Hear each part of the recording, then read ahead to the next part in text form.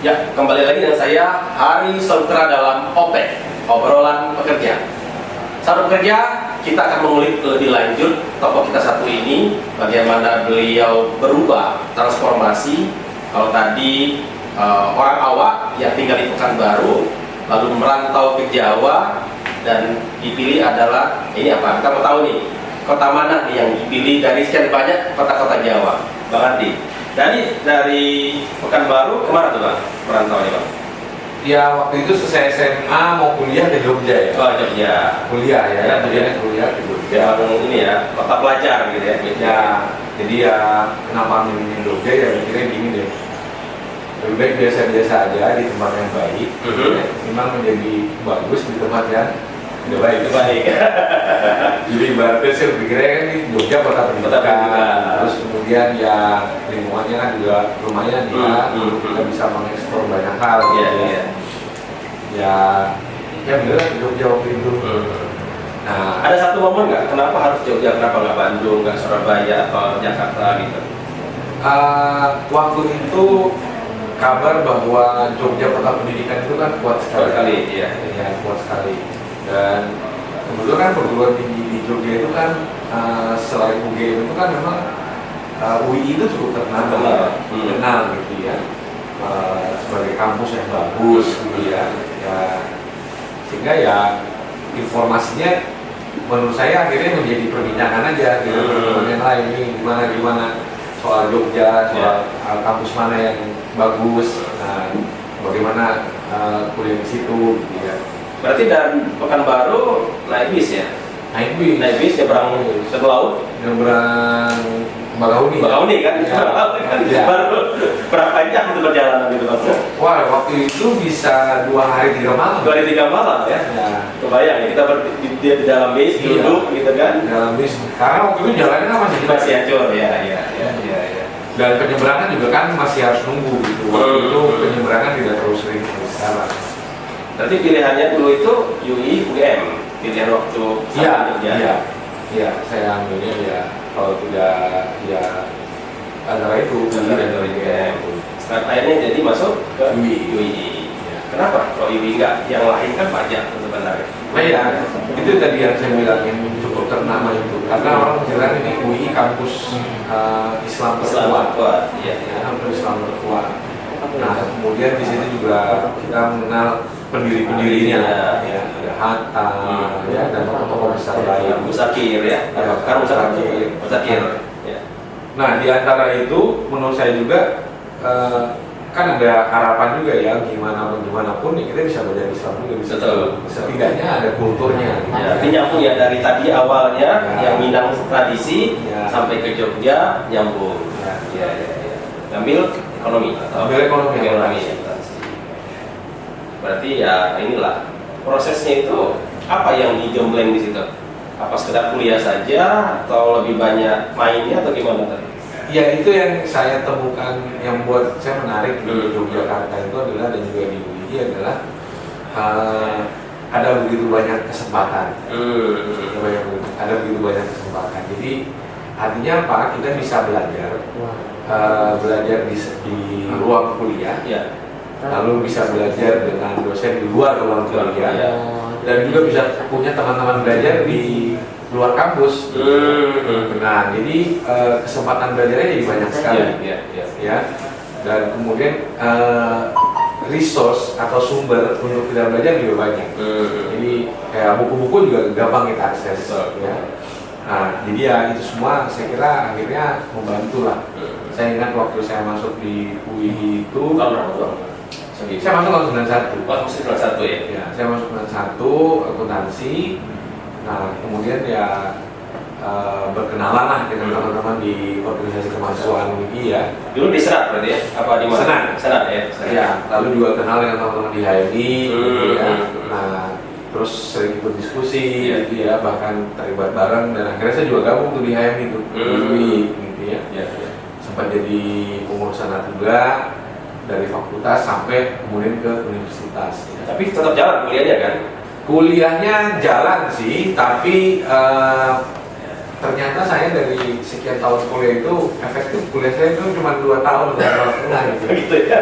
Ya karena dari pertama itu saya udah di Senat, kemudian terlibat di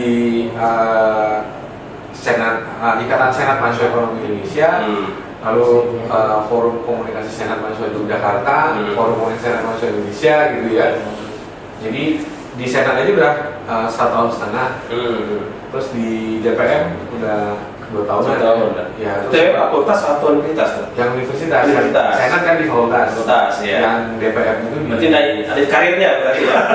Dari mahasiswa biasa ke senat fakultas, larinya ke tinggi ya di kalau yang di sana universitas. kan direkrut ya. Kalau untuk yang di Dewan Permusyawaratan Mahasiswanya kan dipilih. Harus pilih pemilu raya ya. Ya. Pemilu mahasiswa. Nah itu saya lebih banyak aktif sih di lembaga kemahasiswaan. Cuma saya kira saya banyak dapat hal banyak hal dari proses itu gitu ya.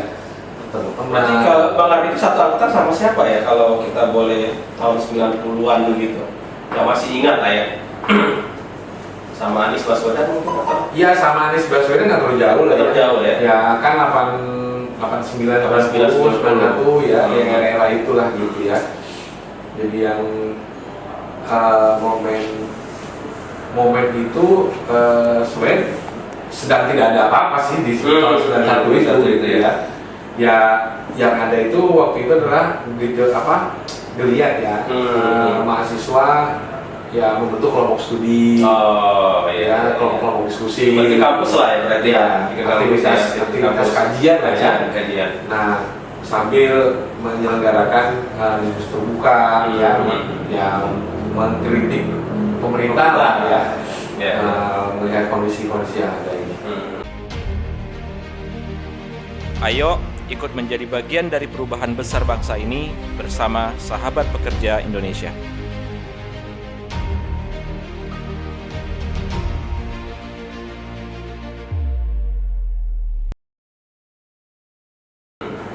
Berarti kalau yang menempa itu sebenarnya DPM-nya atau di tulisannya atau apanya yang membuat Bang Ardi yang sekarang kan kita melihat kalau sekarang sudah jadi nih cerita kalau kita ambil di kuliahnya itu kan mana nih membentuk perubahannya gitu. Saya kira semua ya berkontribusi, semua berkontribusi dan saya pikir yang paling banyak berkontribusi mungkin adalah proses di teman-teman HMI ya. HMI ya. Karena di komisariat ya, namanya di komisariat kalau di fakultas itu kan memang menyediakan memfasilitasi ya, untuk kita bisa belajar banyak. Ya di situ saya mengenal bagaimana mengorganisasikan satu kelompok diskusi, ya belajar bareng. Nah bersama seorang senior gitu ya, atau beberapa senior dengan beberapa junior gitu untuk kita diskusi bareng gitu. Dan kemudian itu bisa ya kan tidak bisa dihilangkan gitu saja. Kita nggak bisa bilang bahwa kita sekarang yang nggak ada hubungan sama mereka, pasti ada ya. Interaksi-interaksi itu saya kira. Dan yang kedua, dosen-dosennya kan juga banyak yang terbuka ya. Dosen-dosen di UI. Jadi di fakultas ekonomi itu juga dosen bisa jadi teman juga. Kita ngobrol, jadi ada banyak hal. Bahkan kita bisa kerja bareng juga. Beberapa kali saya sempat ikut sama dosen waktu ada penelitian, dosennya ada penelitian, ya kita bisa ikutan untuk belajar dengan mereka. Oke, berarti kalau sekarang sebagai seorang peneliti itu memang awalnya sudah ada jejak rekamnya gitu ya, dengan ikut kajian. Ya mungkin iya, itu mungkin yang mempengaruhi kali ya. Jadi karena sering terlibat di diskusi, lalu pernah ikut di beberapa penelitian, dan saya juga sempat ya aktif itu di IDEA ya, Bang Arifison ya, Institut ya, Economic Analysis ya, selama kurang lebih ya 2 tahunan ya di sana di IDEA itu 98 sampai 2000 ya. Jadi menjelang saya selesai kuliah sampai saya selesai kuliah di Karamuni berarti itu ya? Ya, yang dekat rumah Mas Ridwan Baswedan. Ya, dekat situ ya. Menarik ini ya. Karena saya dekat dulu kos di situ dulu. Iya. Nah, ini ya. Jadi ya mungkin ya itu tadi ya pengaruh di komisariat ini, lalu kemudian komunitas HMI yang besar di cabang Jogja dan juga PG HMI Dipo ya, MPO ya, HMI itu. Nah kemudian aktivitas di IDEA ya, jadi memang lebih banyak saya terlibat intens dengan diskusi-diskusi dan kajian itu ya, dan ya juga menulis gitu ya udah ya, mungkin saya kira itu yang menginfluence ya sampai ke sini gitu loh. Jadi ya nggak jauh-jauh lah ya urusannya.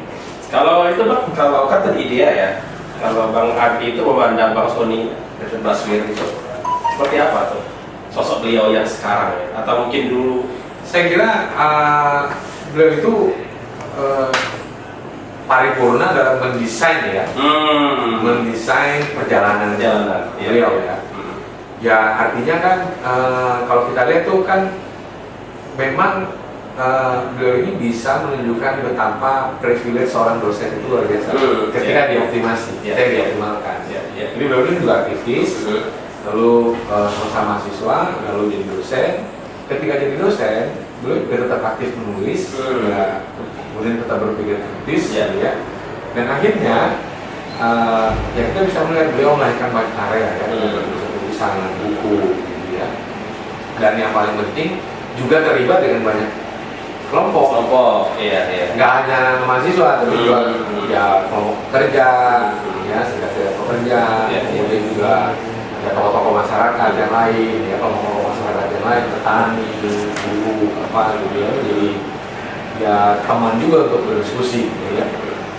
Ya pelajarannya menurut saya akhirnya ya memang kita perlu membuat perencanaan yang baik, ya. Dan konsisten menjalaninya dan nggak tergoda sama yang lain gitu.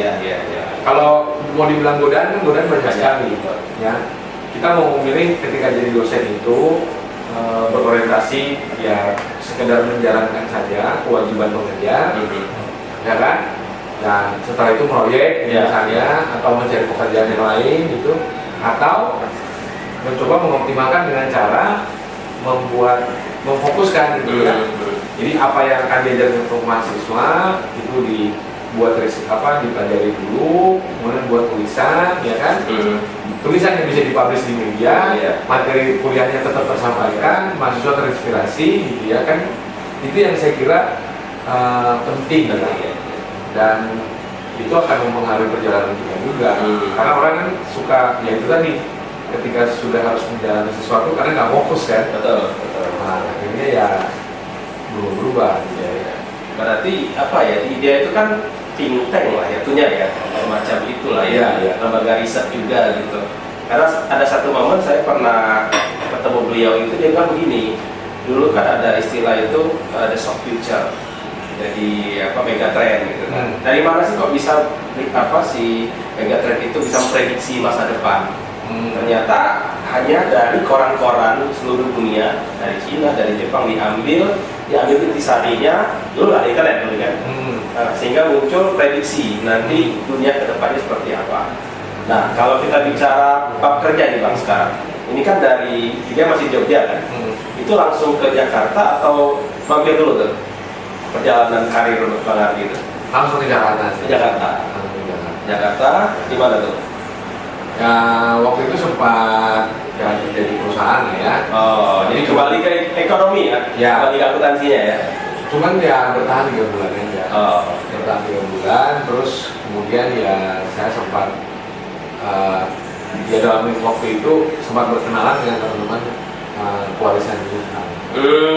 LSM, gabungan LSM yang mengadvokasi penghapusan utang Indonesia. Kalau waktu itu utang Indonesia kan utang itu menjadi persoalan lama ya.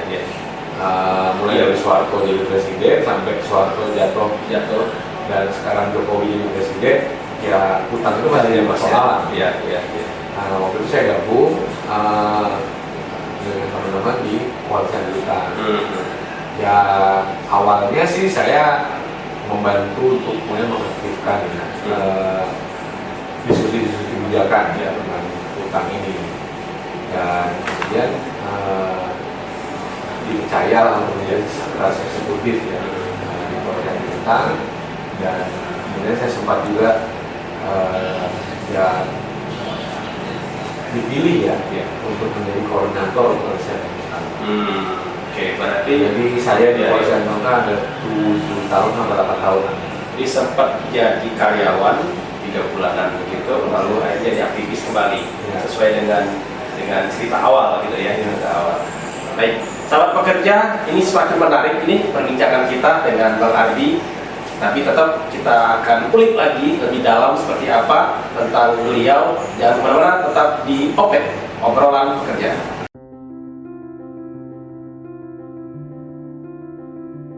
Berawal dari sebuah keprihatinan demi sebuah harapan untuk sekedar hidup layak dari para pekerja, kami belajar untuk memberdayakan diri kami sendiri. Kami bahkan belajar untuk mengadvokasi sahabat pekerja secara mandiri.